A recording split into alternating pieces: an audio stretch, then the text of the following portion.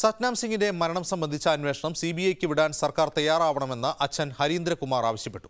കേസന്വേഷണത്തിന് നേതൃത്വം നൽകിയ IG B സന്ധ്യ മഠത്തിലെ അന്തേവാസിയെ പോലെയാണ് പെരുമാറിയത്. യഥാർത്ഥ പ്രതികളെ രക്ഷിക്കുന്നതിന് അവർ കാരണക്കാരിയാണെന്ന് സംശയിക്കുന്നതായും അദ്ദേഹം പറഞ്ഞു.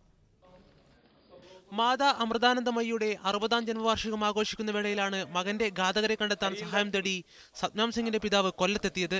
സത്നാം സിംഗിന്റെ മരണത്തെക്കുറിച്ചുള്ള അന്വേഷണം നേരായ ദിശയിലല്ല നടക്കുന്നതെന്ന് ഹരീന്ദ്രകുമാർ ആരോപിച്ചു.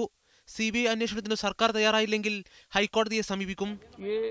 जो विटनेस बनाए गए हैं, जहां से केस की शुरुआत होती है, सतनाम सिंह जिधर अरेस्ट हुआ, इसलिए कि एड्रेस तो कंफर्म नहीं है मेरे पास, लेकिन शायद जैसा लोग बोलते हैं कि वहां से एक भी विटनेस नहीं बनाया गया.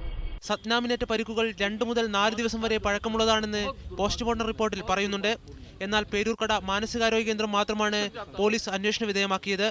അമൃതാനന്ദമയി മഠമോ സത്നാമിനെ കസ്റ്റഡിയിൽ വെച്ച കരുനാഗപ്പള്ളി പോലീസ് സ്റ്റേഷനോ അന്വേഷണ പരിധിയിൽ വരുന്നില്ല.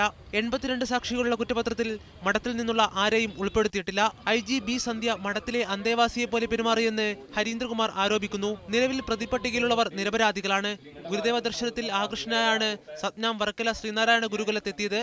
മാതാ അമൃതാനന്ദമയിയെ വധിക്കാൻ ശ്രമിച്ചെന്ന കേസിൽ അറസ്റ്റായ സത്നാം സിംഗ് പിന്നീട് ദുരൂഹ സാഹചര്യത്തിൽ മർദ്ദനമേറ്റ് കൊല്ലപ്പെടുകയായിരുന്നു. PL കിരൺ, മീഡിയ 1, കൊല്ലം.